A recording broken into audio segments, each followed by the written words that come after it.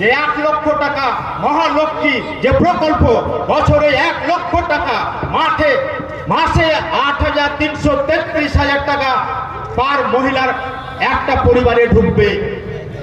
তাহলে আপনারা সেটা লক্ষ্মী ভান্ডার হবেন, আমাদের এই প্রকল্প আপনারা নেন।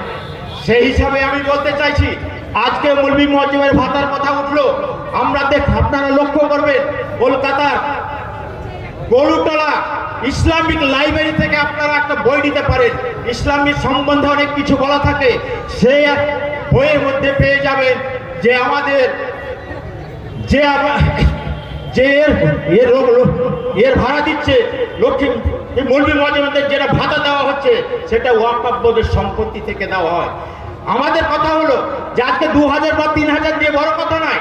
পশ্চিম বাংলায় 85,000 মসজিদ আছে, সেই মসজিদের 85,000 মৌলভী মুয়াজ্জেমরা ভাতা পাচ্ছে ক টাকা আপনারা হিসাব করুন। কিন্তু আমাদের বর্তমানে ওয়াকফ বোর্ডের সম্পত্তি যা আছে, উত্তরপ্রদেশের পরে পশ্চিম বাংলায় যথেষ্ট পরিমাণে ওয়াকফ বোর্ডের সম্পত্তি আছে। সেই সম্পত্তি মমতা ব্যানার্জি প্রতিশ্রুতি দিয়েছিল সব মুসলিমদের ওয়াকফের সম্পত্তি সব উদ্ধার করবো, বরঞ্চ এখানে এসে সেই ওয়াকফ বোর্ডের সম্পত্তি মমতা ব্যানার্জি বিক্রি করে গেছে।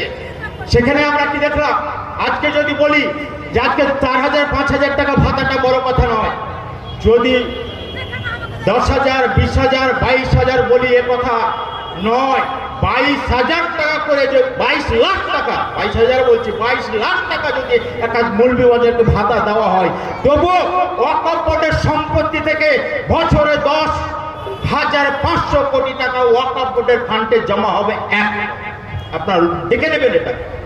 তাই মমতা ব্যানার্জি যেটা দয়া করছে না, মহাজনের কাছে মুসলিমের এখানে ভিক্ষা পাই না, আপনাকে ভিক্ষা দিচ্ছে, ভিক্ষা দিয়ে আপনাকে টিক দিচ্ছে। যাই হোক, আজান হয়ে গেল, আমাদের বক্তব্য আপাতত কিছু